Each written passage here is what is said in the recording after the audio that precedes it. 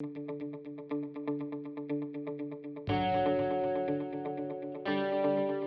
morning. My name is Chris Fox, and today we're talking about Kickstarter, specifically dissecting my very first one.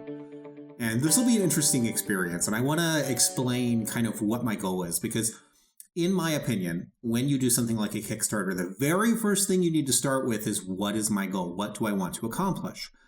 And for many people, that's going to be, I want to make as big a splash as possible. I want to have the biggest Kickstarter I possibly can, and mine isn't. Mine is not that at all. Mine is, I want to have a good-sized Kickstarter that's in the sweet spot in terms of the effort that it costs me. I have a 2-month-old child, I have novels that I have to get out, I have lots and lots of responsibilities that have nothing to do with this Kickstarter.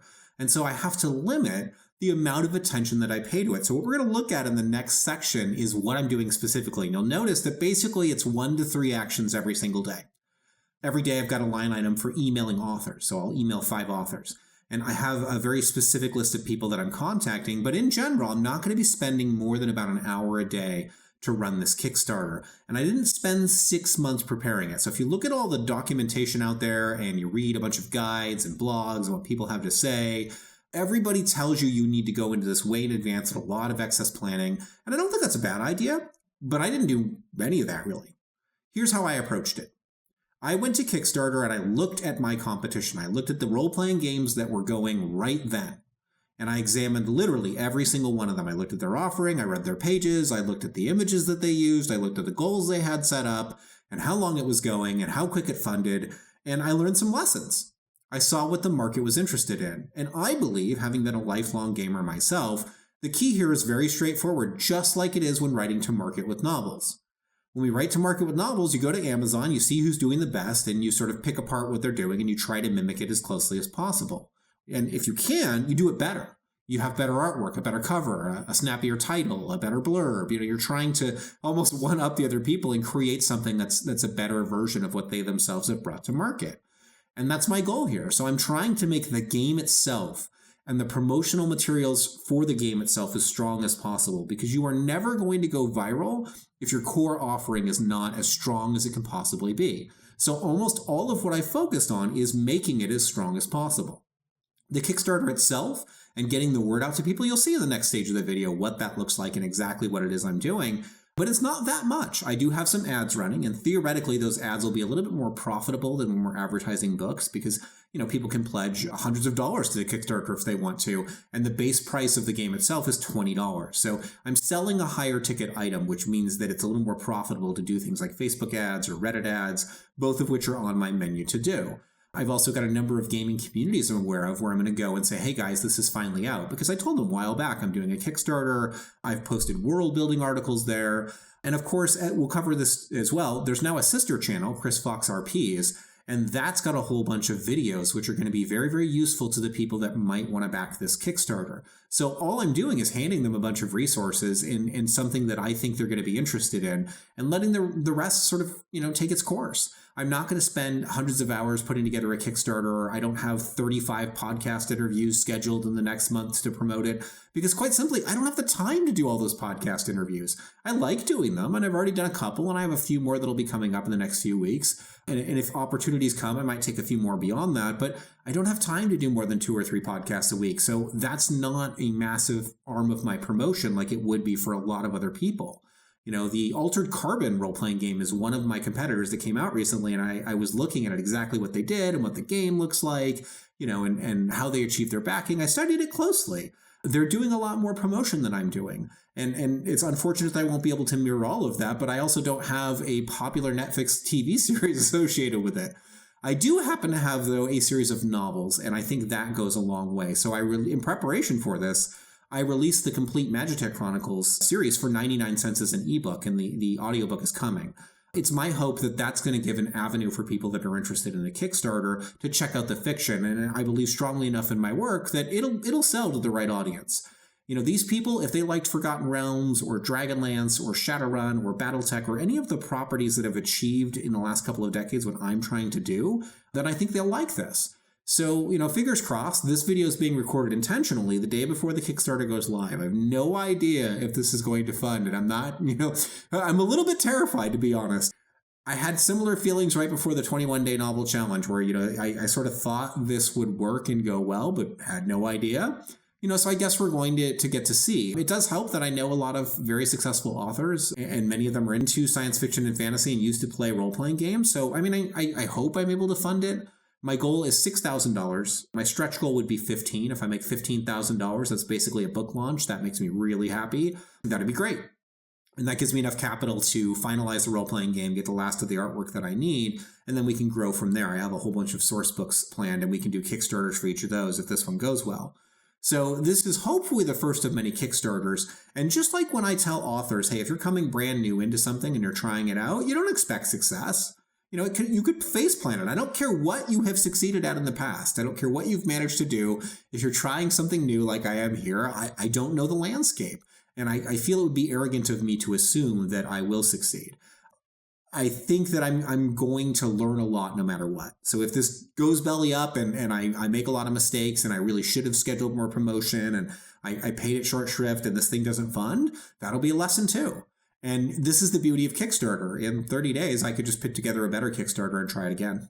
If it doesn't fund, I could just try it again later. That's the real beauty of this. There's nothing to say that you can't move forward, and you can contact all the backers. So let's say that I make $5,000 out of the $6,000 is pledged to this Kickstarter. The following day after the Kickstarter ends, I could make a brand new one and say, hey guys, I'm going to do it for that $5,000 level. Will you guys pledge again? And a lot of the people are going to come over and do that. So there's lots of options. I think it's more important to take the agile approach and get your Kickstarter out there and try, see how it goes. So I'm pulling every promotional lever that I can pull. I'm doing ads. I do have a few podcasts and I have a lot of authors I'll be, calling in favors from and asking, hey, can you guys back this? And we'll see how it goes. And I'm hoping that this is successful because if it is a successful model, this means I can sell role-playing games. And that is the thing I wanted to do most in my life since I was a little kid. Being an author is great. It's amazing. I want to keep doing it. But I love sitting in my backyard playing Dungeons and Dragons. And this is an opportunity to finally be able to kind of share what I've created with the world and hopefully do so profitably. So anyway, let's jump into the second half of the video. You'll see what I have scheduled for promotion. And then we will start doing videos probably over the next couple of weeks to show how the Kickstarter goes. So you guys can keep tabs on it and see if it actually funds. I've got 30 days to make it happen. I need $6,000. That means if I average $200 a day, I could hit it. I'll probably see a fairly big burst up front and then it'll trickle off quickly. And, I guess we'll have to see how it goes. Anyway, we'll jump into the second half and I'll show you what my schedule is. Okay, so let's take a look at the actual page that we're promoting. So the first thing I want you to notice here is the value proposition for a gamer. When you come as a gamer, you know that this is what you're trying to buy. You're going to get a game. And so what you need to be sold on is, what is this game about?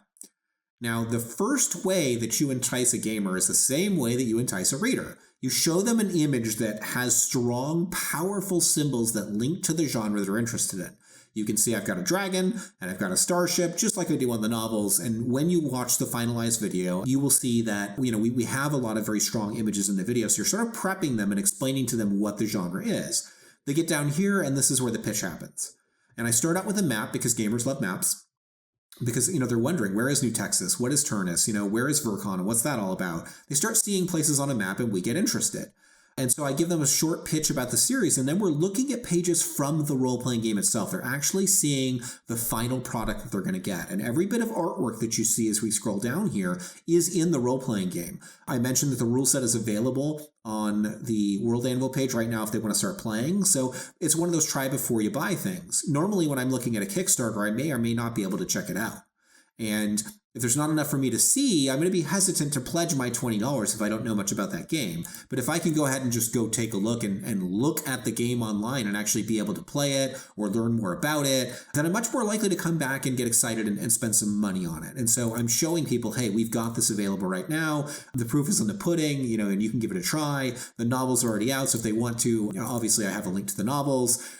So there's lots that they have right now that they can take immediate action on. They don't have to take on blind faith that this is going to be a cool role-playing game. They see the pieces here, and I made sure to include those in the Kickstarter. And I noticed, as I was studying other Kickstarters, this is what people who succeed do.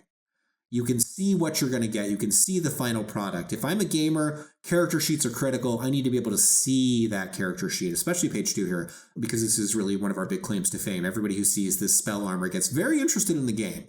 So I wanted to make sure that I could put these things here that people could check out. And then finally, we even have the YouTube channel. So this is the sister channel that I've probably already mentioned elsewhere, but we have a sister channel with a bunch of videos they can look at that they can right now make a character. They can see how the rules work. So I'm telling them, hey guys, you get a bunch of added value right off the bat. And only then do I start asking for their money. They can pledge just, a $5 amount, which if you're an author probably sounds like, a standard pledge for a novel, because that's the cover price most of us go with, like $4.99 or $3.99. But role-playing games are much more expensive. And so the base level for the role-playing game is $20, and it tiers up from there. I'm doing things like giving them artwork and giving them a code that they can go to a company called Drive-Thru-RPG and print out a version of the game. Note that I'm not involved in any part of that fulfillment. That they go there. All I have to do is send them a code, which Drive-Thru-RPG will give me, and then they can go ahead and print that out. And the first time I have to send anything out that I actually have to do any work from is the signed Quick Start Guide at $150 or more. I've limited to 10, so I don't have to spend, my entire life sending these out. And I'm going to be writing personalized messages. I mean, these are my super fans. If they're going to pledge $150 for a signed copy of a book I'm doing, I'm going to make it worth their while. I'm going to make sure that there's a page in there where, I'm talking about, them as a person and thanking them for what they're doing here. But this is the first and only really tier where I have to put that kind of love in.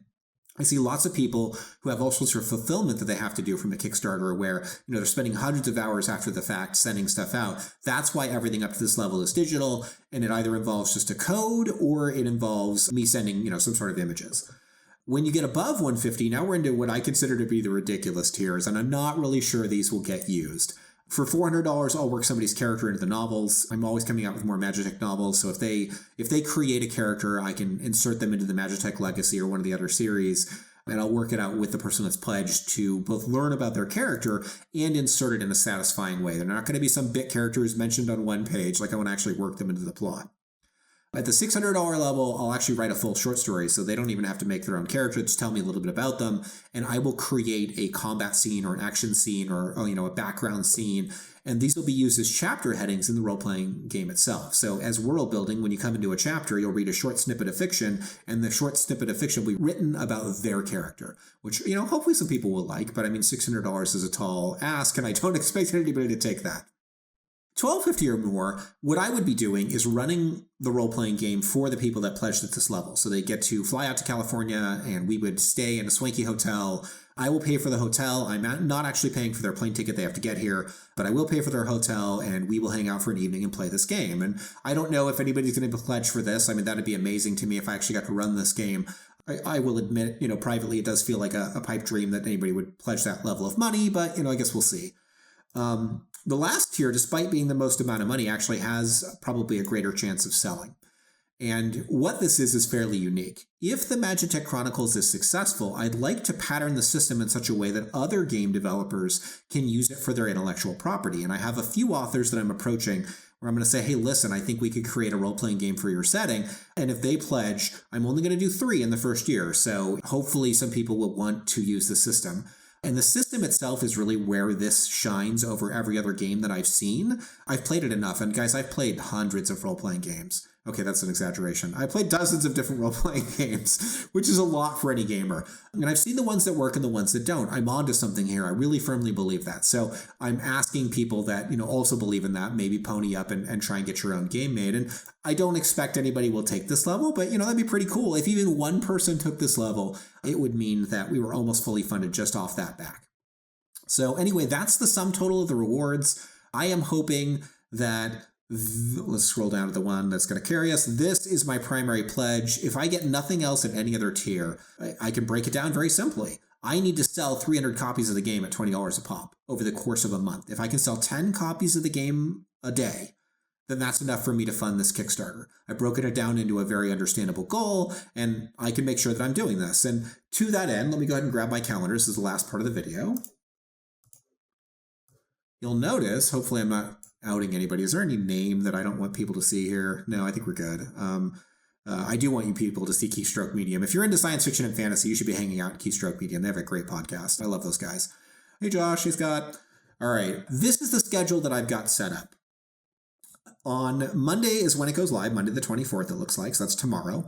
And I am going to set up Reddit ads, Facebook ads, and announce it in my group. All that's going to happen in the course of a couple of hours.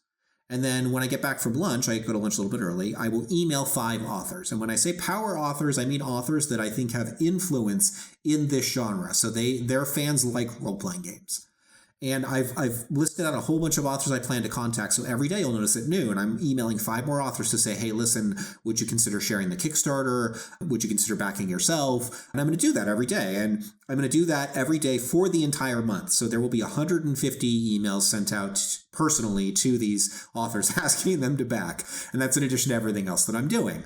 But other than that, I'm only doing 1 or 2 things each day. So like asking my Facebook group to share it, or I'm posting a world building video in various places that links back to it, things like that. And this repeats for the entire month. You can see I don't have a lot that I have to do on any given day, but every single day I make sure that I'm adding a few ads or contacting a podcast or, doing one thing in addition to emailing 5 different authors. And I'm gambling that if I follow this model, that by the end of the month I will easily have $6,000, and I'm really hoping to hit 15. Like 15,000 plus would be amazing and would really show me, hey, this model works, and I can grow it from there, and then I can really start jumping in and refining how I do Kickstarters. But as I mentioned in the beginning of the video, this is a low-effort Kickstarter. I'm not going to pour a ton of my time into making this happen. It's going to get an hour a day and no more for the entire month, and we'll see what that does. And if I prove out that this model is worth following, then the next one will get a lot more love. But this one is my minimum viable product, just like I would have done when I was a software engineer in the startup world. And you've got to be agile. You've got to make things happen. And I'm not going to spend 6 months planning a Kickstarter. I'm going to run 6 Kickstarters in 6 months and see how those do and learn from them. So anyway, guys, I hope this video is useful. I know that it's a little bit long-winded and maybe a little bit rambly, but this is my first Kickstarter, and I wanted to give you guys a good look at this. So next week, we will update, and I will let you guys know how we're doing. You'll be able to check today. So bear in mind, this is recorded on Sunday, and you are watching this probably on Friday. So there's a good likelihood, like if I got really lucky, it may have already funded, who knows? But you'll see where it's at today. I'll have a link in the description to the Kickstarter, and you can sort of see where I'm at. And then next week, I'll break down how successful various tactics have been and any new ideas I come up with. Anyway, guys, I have 1,000,005 things to do. I just finished up the novel Hatchling, so I'm now diving back into the Ark War. I've got to get on that quickly. Fans have been waiting way too long for a new Deathless novel, and that's my next priority. So I'm going to get back to the writing, and I will see you next week.